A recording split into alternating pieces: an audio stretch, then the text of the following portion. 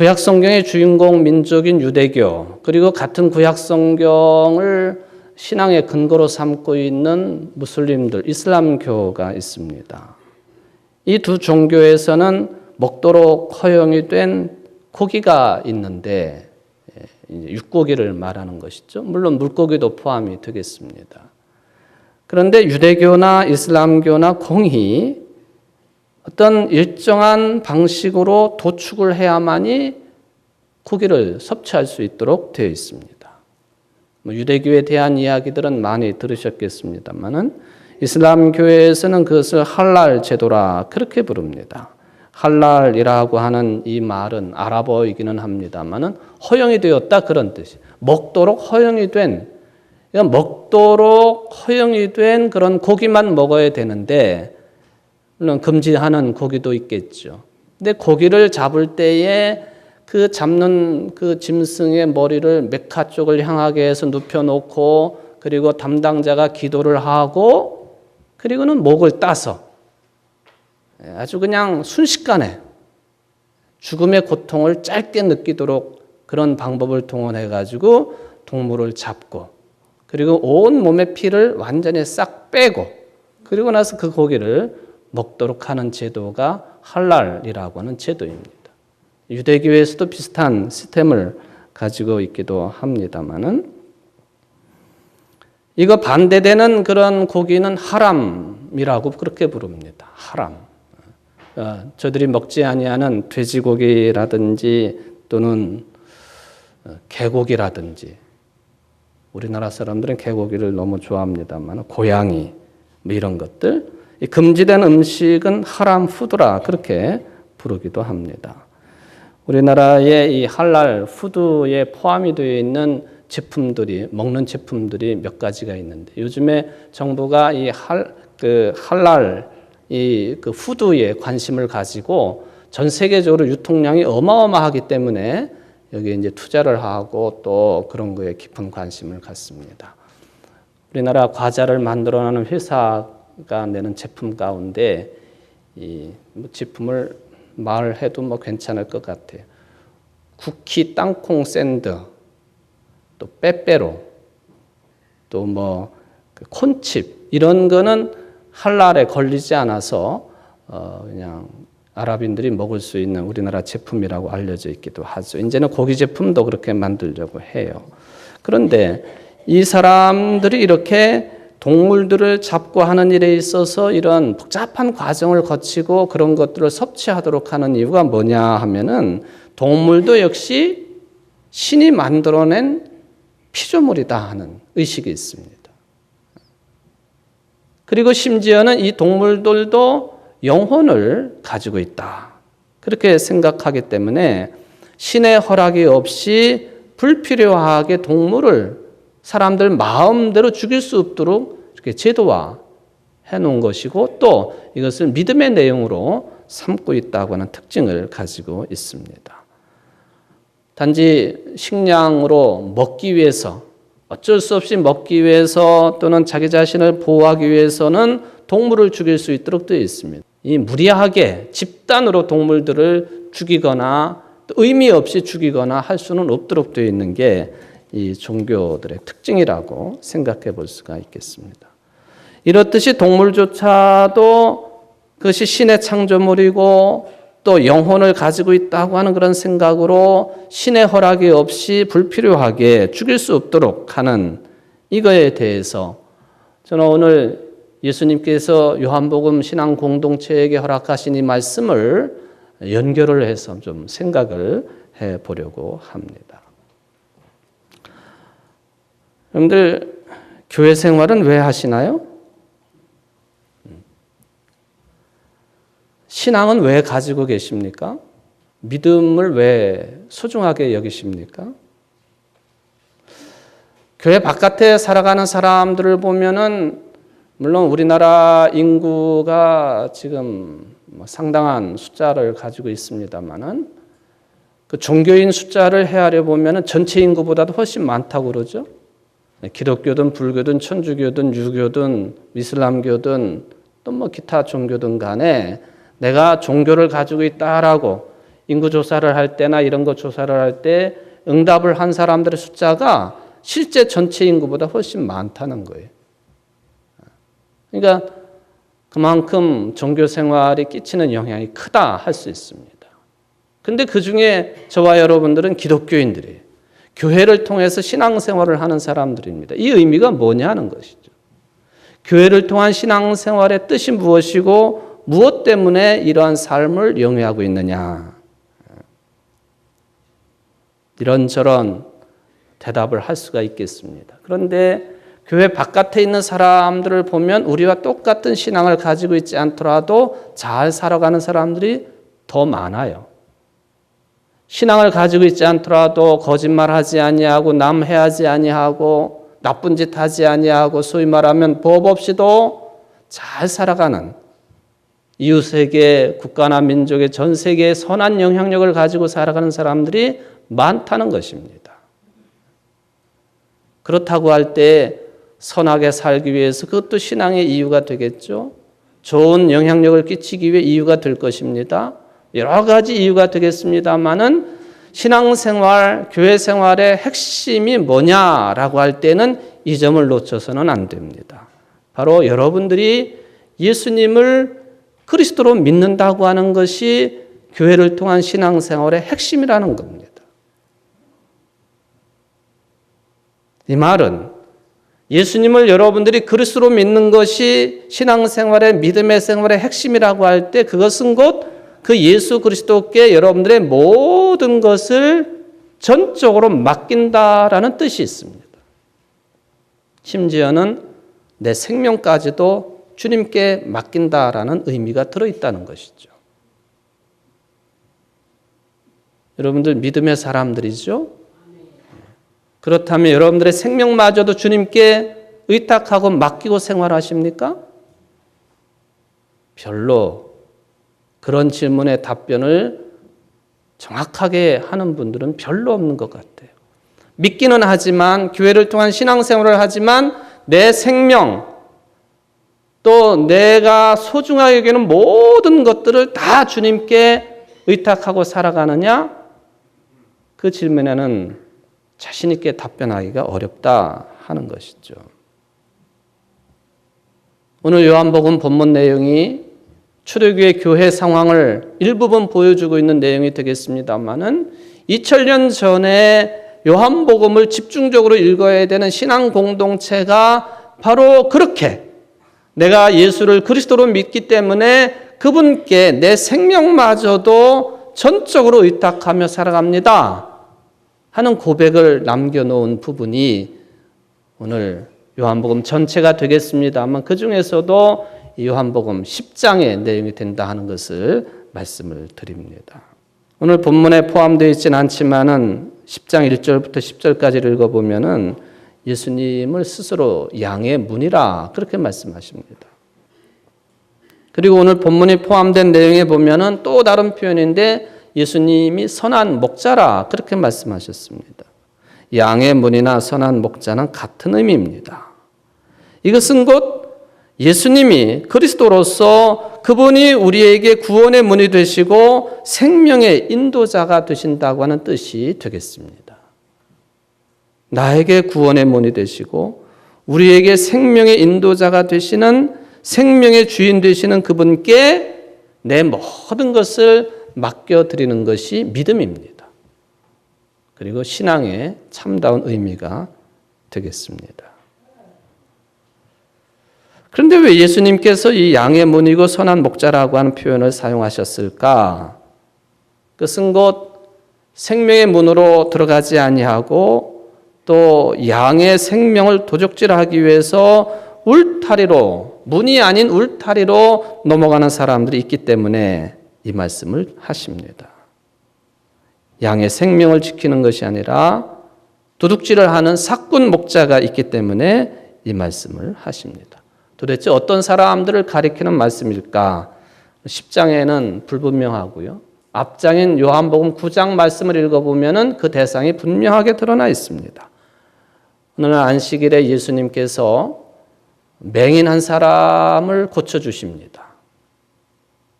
당연히 철저한 유대교 법에, 율법에 철저한 바리새인들이 문제 제기를 했습니다. 왜 당신은 안식일법을 지키지 않습니까? 바리새인들이 이것을 예수님을 더 옥죄기 위해서 맹인이 되었다가 정상적으로 보게 된 당사자를 불러다가 또 그의 부모까지 불러다가 회유하기도 하고 윽박지르기도 하고 예수님을 더 옥죄일 수 있는 그 길을 찾습니다.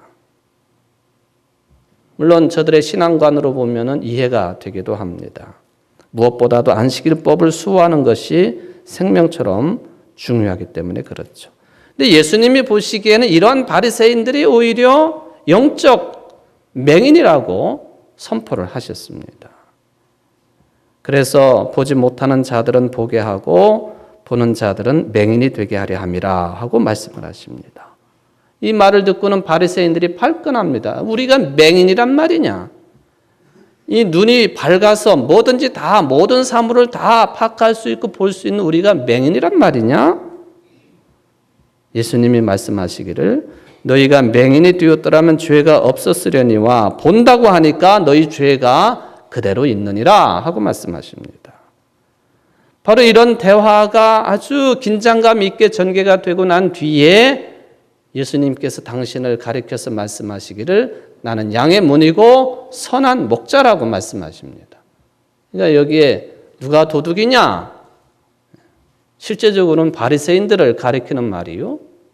유대교의 율법을 가지고 생명을 지키는 자들이 아니고 생명을 빼앗아가고 죽이는 일에 앞장서고 있는 유대교 율법 중심 신앙관을 가지고 있는 지도자들, 이런 사람들이 사꾼이고 도둑이라고 하는 그런 공식을 우리가 찾아볼 수가 있겠습니다. 오늘 본문 뒤에 보면은 또 다른 논쟁이 있습니다. 예수님 보고 귀신이 들렸다 그렇게 말하는 사람들도 있고 또 그렇지 않다라고 말하는 사람들도 있었습니다. 서로 의견이 갈렸습니다. 그런 과정 속에서 또 단도직입적으로 예수님에게 묻습니다. 당신이 그리스도라면 분명하게 내가 그리스도라고 답변하시오. 그러면 예수님이 내가 그래 너네 말대로 그리스도다 그렇게 말씀하셨으면은 글쎄요 어땠을지 모르겠습니다. 그렇게 답변하지 아니하시고 당신이 그리스도입니까? 라고 하는 그 물음에 대해서 나와 아버지는 하나다 그렇게 말씀하셨어요. 나와 아버지는 하나다. 나와 하나님은 하나다 그렇게 말씀하십니다. 성경에 나와 있는 것은 아니지만 한번 생각해 보십시다. 그래 내가 그리스도야 그렇게 답변하시는 것하고 나와 아버지는 하나다. 이 두 가지 답변을 놓고 볼 때 어떤 답변이 율법의 정신에 충실하다고 스스로 생각하고 있는 바리새인들과 유대인들을 더 흥분하게 만들었을까요? 어떤 답변일 것 같습니까? 어떤 답변일 것 같아요? 예수님이 하신 말씀이 그래요. 내가 그리스도다 그렇게 말씀하지 아니하시고 나와 아버지는 하나다 하는 이 말이 바리새인들의 뚜껑을 열게 만들었습니다. 왜냐하면 이것은 신성 모독에 해당되는 발언이기 때문에 그렇습니다. 유대 사회에서 신성 모독에 해당되는 말을 하거나 행동을 하게 되면 그 자리에서 돌을 들어가지고 집단적으로 투석해가지고는 돌 맞아 죽게 만듭니다.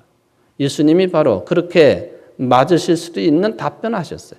나하고 하나님은 하나다. 이 말은 곧 내가 하나님이다 그런 뜻이거든. 있을 수 없는 말이고 행동을 예수님이 하신 것이죠. 자, 요한복음을 집중적으로 읽어야 되는 교인들, 초대교인들 다라고 생각해 보면은 그런 상황 속에서 예수님께 대한 신앙 고백을 하고 예수님이 하신 말씀 내가 양의 문이고 내가 선한 목자라고 하는 그리고 예수님 우리가 그리스도로 섬기고 믿고 의지하고 있는 그 예수님이 바로 그리스도이신데 그분이 하나님 자신이라고 하는 어마어마한 복음을 선포하면서 죽음을 불사하고 신앙생활을 했던 사람들이 요한복음을 읽는 사람들이었고 신약 성경을 읽는 사람들이었고 교회 생활을 하는 사람들이었습니다. 이 점에 아주 강한 믿음을 가지고 있기에 바리새인과 같은 사람들은 도둑이라 하고 사꾼 목자라고 몰아붙입니다. 아주 엄정하게 판단을 했습니다. 왜냐하면 안식일법을 가지고 하나님이시고 생명의 주인 되시는 예수 그리스도 그분의 존재를 부정하거나 그분의 말씀을 부정하거나 그분의 행동을 부정하는 것은 결국에는 생명 자체를 부정하는 꼴이 되기 때문에 도둑이라고 했어요. 사꾼 목자라고 몰아붙입니다. 지금 당장은 무슨 세련된 말로 또 유대인들이 자주 들어왔던 그런 귀에 익은 말로 그게 아니다라고 예수님을 반대하고 그 뜻을 꺾으려고 하고 내쫓으려고 하고, 그러나 언젠가는 그 본색을 드러낼 수밖에 없는 그런 사람들이기에 울타리를 넘어오는 도둑이요 사꾼 목자라 그렇게 말하는 것이죠.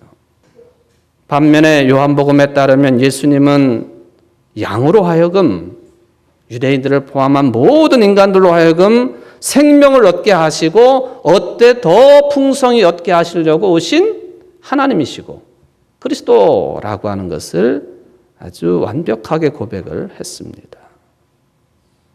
누구라도 구원을 받고 또 영생의 꼴을 얻으려고 한다면 양의 문이 되시는 예수님 거쳐야 됩니다.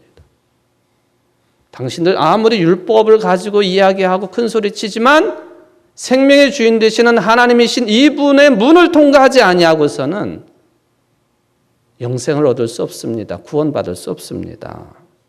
생명을 얻을 수 없습니다. 이런 주장이 요한복음 곳곳에 나오고 있는 것이죠. 도둑은 양의 생명을 훔치지만 선한 목자 양의 문이 되시는 예수님께서는 모든 인생들에게 풍성한 생명의 꼴을 주시는 분이십니다. 삭꾼들은 위험에 처했을 때 양을 버리고 도망을 치지만 선한 목자는 양을 위해서 목숨을 바치는 것입니다. 구약 성경에 나오는 아브라함도 이삭도 또 모세도 다윗도 목동이든 목자든지 양떼를 치는 사람들로 삶을 살았습니다마는 이 사람들이 다 이런 경험을 가지고 있는 사람들입니다. 나중에 보니까 모세나 다윗 같은 사람들은 그냥 그렇게 동물인 양들을 치는 것으로 끝나지 아니하고 이스라엘의 목자가 되었습니다. 어떻게 해서 그렇게 가능했을까? 하나님께서 이 사람들을 크게 사용하신 그 이유에 대해서 유대교의 선생들인 랍비들은 이런 글들을 남겨놓았습니다. 뭐냐면 한마디로 말하면 모세나 다윗 같은 인물들은 저들이 이스라엘의 목자가 될 수 있었던, 인간들을 위한 목자가 될 수 있었던 것은 실제적으로 광야에 살면서 맡겨진 양떼들을 잘 돌보았기 때문에 가능했다라고 해석합니다. 언젠가도 제가 한번 소개를 해드린 내용입니다만은 특히 모세가 양을 얼마나 잘 돌보았는지 유대 전승은 이렇게 전합니다. 모세가 양들을 인도할 때 맨 앞에다가는 어린 양들을 세우고 그 다음에는 나이 들고 약한 양들을 세우고 그리고 맨 마지막에는 젊고 힘 있는 양들을 세웠다 했습니다. 이렇게 양떼를 이끌고 초장에 가서 먼저 앞에 있는 어린 양들에게 풀을 뜯게 하고 그 다음에 뒤에 있는 양들이 풀을 뜯게 하고 맨 마지막에 남은 자들은 젊고 힘 있는 양들이니까 뿌리까지 뜯어 먹을 수 있는 그들이 마지막에 풀을 뜯게 하는 이런 배려하는 목자의 모습을 보시고 하나님께서 저런 목자라면 내 형상대로 지음받은 이스라엘 민족을 인도할 수 있겠구나. 그렇게 생각하시고는 모세를 선택하기로 결정하셨다는 그런 이야기입니다. 다윗도 비슷하게 해석이 됩니다. 바로 목자는 양들의 생명을 보호하는 일을 합니다. 바로 오늘 요한복음에 예수님이 그런 분이시다라고 설명을 해주고 있습니다. 그렇다면 성경에서 말하고 있는 생명이라는 게 뭐냐?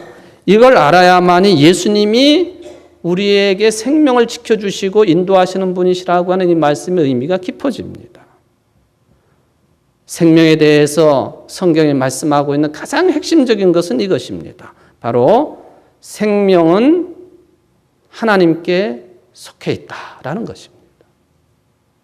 생명의 주인은 하나님이시라는 거예요. 이게 성경에서 줄기차게 우리에게 선포하고 있는 하나님의 말씀이고 또 복음의 말씀입니다. 생명은 오로지 하나님의 소유입니다. 이 말은 곧 하나님만이 모든 생명체들에게 생명을 주실 수 있는 분이라는 거예요. 그러므로 우리들이 이 복음의 말씀에 따라서 생명을 얻는다라고 한다면 생명의 주인 되시는 그 하나님을 아는 것이 생명을 얻는 길이요, 또한 생명의 주인 되시는 하나님을 경험하는 것이 생명을 얻는 길이요, 바로 그 생명의 주인 되시는 하나님과 깊은 교제와 관계를 갖는 것이 생명을 얻는 길이라고 말씀하시는 이유가 거기에 있습니다.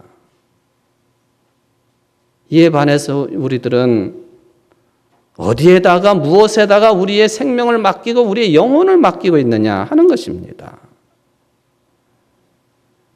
요한복음은 그 험악한 시절에 내가 하나님과 하나다라고 선언하신 그 복음의 말씀을 선포하면서 오늘도 바로 이 예수님만을 통해서 생명을 풍성하게 얻을 수 있다고 선포를 하신 것입니다. 우리 모든 인간들이 삶에 대해 생명에 대해서 인생에 대한 선입견들을 다 내려놓고 이 사실에 집중을 해야 될 이유가 분명하게 제시가 되어 있습니다. 여러분, 생명은 사람의 것이 아니에요. 생명이 주어졌다 하는 것은 바로 생명의 주인이 내가 아니라는 것입니다. 그리고 요한복음은 더 근원적인 생명도 말씀합니다. 바로 요한복음이 말씀하고 있는 생명은 죽음을 넘어선 생명이기 때문에 그렇습니다. 곧 부활의 생명이지요. 예수님의 제자들, 예수님을 따르는 사람들, 하나님께서 행하신 이 근원적인 생명, 이것을 부활하신 예수님을 통해서 만난 거예요. 겁 없이 죽음을 불사하고 그 복음을 선포할 수가 있었던 것입니다. 영생의 말씀이죠. 우리가 잘 알고 있는 가톨릭의 대부 역할을 하시다 이제 고인이 되신 그 김수환 추기경을 여러분들이 기억을 하실 것입니다. 이분이 생전에 유언을 남겨놓은 것이 그대로 그분의 묘비에 이제 새겨져 있습니다. 그분 묘비에는 시편 23편 1절 말씀 공동 번역 표현으로 새겨져 있습니다. 야훼는 나의 목자 아쉬울 것 없노라. 여호와는 나의 목자시니 부족할 것이 없다. 야훼는 나의 목자 아쉬울 것이 없다. 여러분, 여러분의 생명, 영원한 생명, 풍성한 생명을 무엇으로부터, 누구로부터 얻으려고 생각하십니까? 믿음이 무엇입니까? 교회 생활의 핵심이 무엇입니까? 바로 그것을 해결하시기 위해서 오신 분이 예수님이시고 우리는 그분을 그리스도로 믿는 것이 믿음이고 교회 생활의 핵심입니다. 사람이 아니에요. 교회 생활의 중심은 예수를 그리스도로 믿는 신앙이 중심입니다. 그분을 통해서 또 하나님을 통해서 풍성한 생명을 얻으시고 이 생명의 계절 봄을 잘 보내시는 여러분들 되시기를 주의 이름으로 축원을 드립니다.